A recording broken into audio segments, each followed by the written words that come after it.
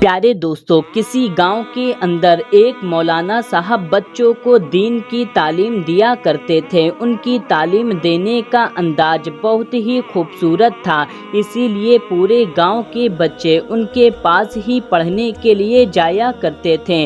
आपको बता दूं, वक्त इसी तरह से गुजरता रहा। आखिरकार एक दिन बहुत ही अजीब वाक़या पेश आया, जिसको जानकर आप बहुत ही ज़्यादा हैरान और परेशान हो जाएंगे और सोचने पर मजबूर हो जाएंगे कि ये कैसे हो सकता है। तो दोस्तों, आप इस वीडियो को पूरा आखिरी तक लाजमी देखते रहिए और इस वीडियो को एक लाइक ज़रूर करें और चैनल को भी सब्सक्राइब कर लें, क्योंकि हम आपके लिए बहुत ही प्यारी प्यारी वीडियो लाते रहते हैं। प्यारे दोस्तों, एक दिन क्या हुआ, मौलाना साहब बच्चों को तालीम दे रहे थे, तभी अचानक से एक बड़ी ही अजीबो गरीब आवाज़ आई, अस्सलामु अलैकुम मौलाना साहब। दोस्तों, ये आवाज़ सुनकर मौलाना साहब के रोंगटे खड़े हो गए।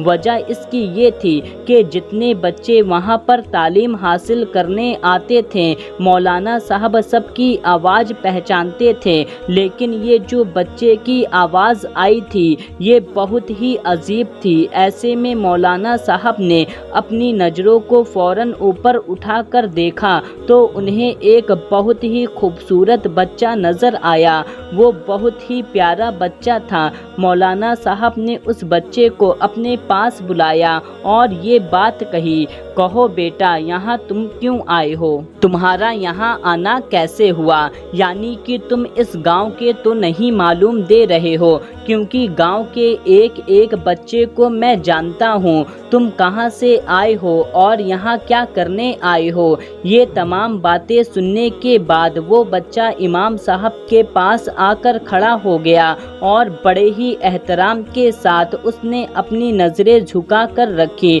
उसने अपने हाथ को बांध कर रखा, लेकिन दोस्तों अभी तक उस लड़के ने कुछ नहीं बोला था। ऐसे वक्त में इमाम साहब बहुत हैरान थे कि ये बच्चा क्यों कुछ नहीं बोल रहा है। फिर इमाम साहब ने बोला, बेटा, जब तक तुम अपने बारे में नहीं बताओगे तो मैं तुमको किस तरह से समझूंगा और तुम्हारी मदद करूंगा। दोस्तों, ये बात सुनते ही वो बच्चा था, वो कहने लगा, इमाम साहब, आपको ये मालूम है कि इस गांव में एक जंगल के करीब एक और गांव बसा है, लेकिन हाल ही में बारिश बहुत ज़्यादा होने की वजह से बाढ़ आ गया था और बहुत सारे घर उसमें टूट गए थे और वहीं मेरा भी घर था जो टूट गया था। उसी बाढ़ में मेरे माँ बाप जो थे वो ना जाने कहाँ चले गए। मैं माँ बाप से बिछड़ चुका हूँ, मैं अकेला हो चुका हूँ, इसीलिए मैं आपके पास आया हूँ ताकि मैं आपसे तालीम हासिल कर सकूँ।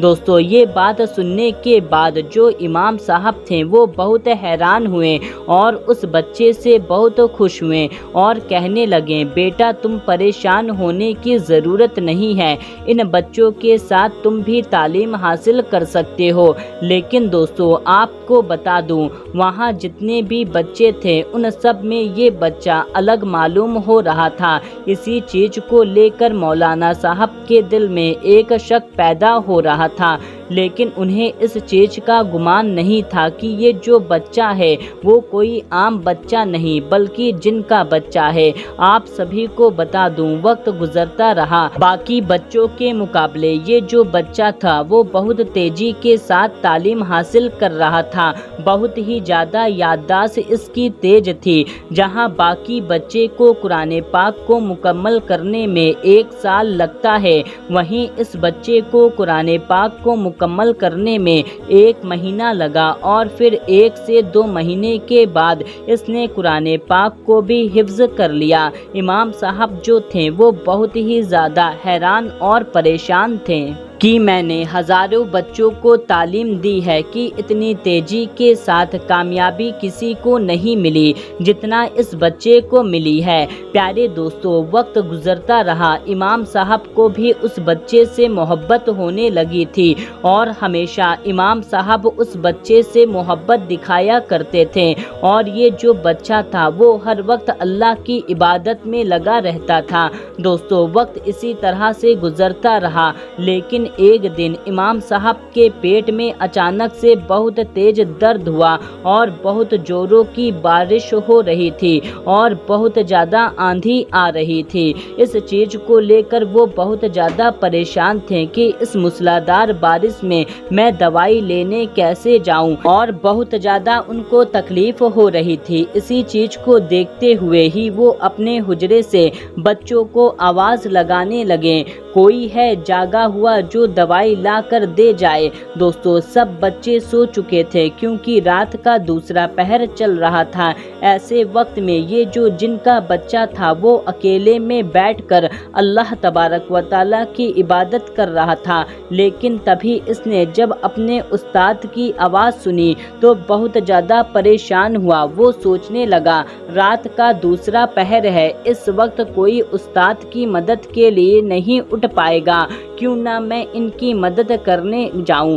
اگر میں ان کی مدد نہ کر سکوں تو میری ساری عبادت بیکار ہے۔ اسی چیز کو سوچتا ہوا وہ امام صاحب کے پاس گیا اور کہنے لگا، میں آپ کی کیا مدد کر سکتا ہوں؟ امام صاحب نے جیسے ہی اس بچے کو دیکھا تو کہنے لگے، تم اس کام کو ہرگز نہیں کر پاؤ گے، تمہاری عمر ابھی بہت کم ہے، ابھی تم بہت چھوٹے ہو اور رات کا دوسرا پہر بھی چل رہا ہے اور جنگل کا راستہ ہے، دوائی لینے کے لیے جانا تھا، لیکن تم بہت چھوٹے ہو، تم کو یہ کام کرنے کی اجازت میں نہیں دوں گا۔ لیکن میرے پیارے دوستو، یہ جو بچہ تھا وہ بار بار ضد کرنے لگا، مجھے ایک موقع دے، میں یہ کر سکتا ہوں۔ دوستو، امام صاحب کے پیٹ میں بہت زوروں کا درد تھا، وہ نہ چاہتے ہوئے بھی اس بچے کو جانے کی اجازت دے دی۔ بہت تیزی سے بارش ہو رہی تھی، وہ بچہ بہت تیزی سے باہر نکلا اور اچانک سے غائب ہو گیا۔ امام صاحب بہت ہی زیادہ پریشان تھے کہ اتنی رات میں نے اس بچے کو کیوں بھیج دیا، نہ جانے جنگل میں کون کون سے جانور ہوں گے، اور ساتھ ہی ساتھ اس کی تو عمر بہت کم ہے، یہ چھوٹا ہے، ایسے میں اس کو کچھ ہو گیا تو میں اس کے ماں باپ کو کیا جواب دوں گا۔ امام صاحب یہ سوچ ہی رہے تھے کہ اتنے میں وہ بچہ دوڑتا ہوا مسجد میں آ گیا۔ دوستو، اس چیز کو دیکھ کر بہت ہی زیادہ حیران ہو گئے کیونکہ باہر بہت تیز بارش ہو رہی تھی اور یہ بچہ ذرہ برابر بھی بھیگا نہیں تھا اور اس کے ہاتھ میں کوئی بھی دوائی نظر نہیں آ رہی تھی۔ امام صاحب نے اس بچے سے کہا، کیا تم دوائی لے کر آ گئے؟ تو اس بچے نے کہا، ہاں میں دوائی لے کر آ گیا۔ تو امام صاحب نے کہا، لاؤ دوائی دو۔ تو اس بچے نے کہا، دوائی وہاں پر رکھی ہوئی ہے، یعنی کہ مدرسے کے برآمدے میں رکھی ہوئی ہے، آپ چل کر خود لے لیں۔ یہ بات سن کر امام صاحب کو بڑا غصہ آیا کہ میں اتنے درد میں ہوں اور برآمدے میں دوائی لینے جاؤں، لیکن اس بچے نے فوراً امام صاحب کا ہاتھ پکڑا اور برآمدے لے گیا۔ وہاں پہنچ کر امام صاحب کے ہوش اڑ گئے، ان کو بہت ہی زیادہ صدمہ لگ گیا۔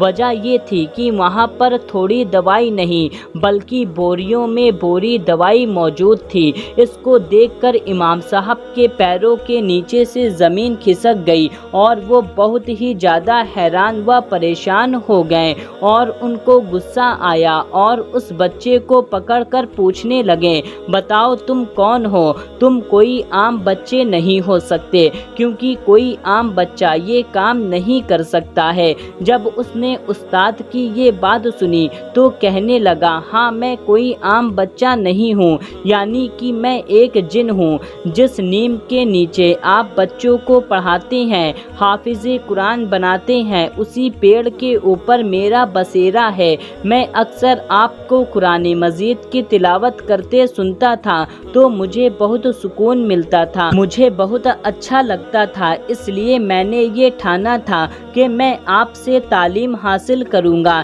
اسی لیے میں آپ کے پاس آیا تھا۔ یہ بات سننے کے بعد امام صاحب کہنے لگے شروع سے ہی مجھے تم پر شک تھا، بہرحال تم نے تعلیم حاصل کر لیا ہے، تم حافظ قرآن بن چکے ہو، اب تمہیں یہاں سے لوٹ جانا چاہیے، کیونکہ مجھے ڈر ہے کہ تمہیں کہیں غصہ آ گیا تو تم کہیں بچوں کو کوئی نقصان نہ پہنچا دو۔ میں تمہیں استاد ہونے کے ناطے یہ حکم دیتا ہوں کہ تم یہاں سے چلے جاؤ۔ دوستو، اس بچے کی آنکھوں میں آنسو آ چکے تھے، لیکن جب استاد نے منع کیا تو وہ انہیں منع نہ کر سکا، کیونکہ یہ اپنے استاد سے بے انتہا محبت کرتا تھا۔ استاد نے اسے اپنے گلے سے لگایا اور کہا تم انسانوں کے بیچ میں نہیں رہ سکتے ہو، تمہیں کوئی نقصان پہنچا سکتا ہے یا تم کسی کو نقصان پہنچا سکتے ہو، اس لیے تم یہاں سے چلے جاؤ اور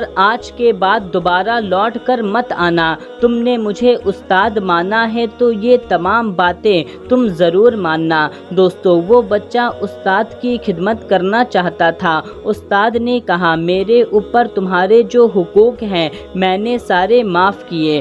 دوستو، وہ جو بچہ تھا وہ روتے ہوئے وہاں سے چلا گیا اور پھر دوبارہ لوٹ کر کبھی واپس نہیں آیا۔ دوستو، ہم آپ کو بتا دیں کہ جو جن کے بچے ہوتے ہیں وہ ہمارے ہی مدرسوں میں یعنی کہ انسانوں کی مدرسوں میں ہی انسانی شکل میں تعلیم حاصل کرتے ہیں، دین کا علم حاصل کرتے ہیں۔ دوستو، جو جن ہوتے ہیں ان میں بھی اچھے اور برے ہوتے ہیں، جو اچھے جن ہوتے ہیں وہ مسلمان ہوتے ہیں اور جو برے جن ہوتے ہیں وہ کافر ہوتے ہیں، یعنی کہ جنوں میں بھی ہر طرح کے انسان موجود ہوتے ہیں، بچے، بوڑھے، جوان، ان میں بھی شادیاں ہوتی ہیں، ان میں بھی کھانا پینا ہوتا ہے، وہ بھی اسی دنیا میں انسانوں کی طرح رہا کرتے ہیں۔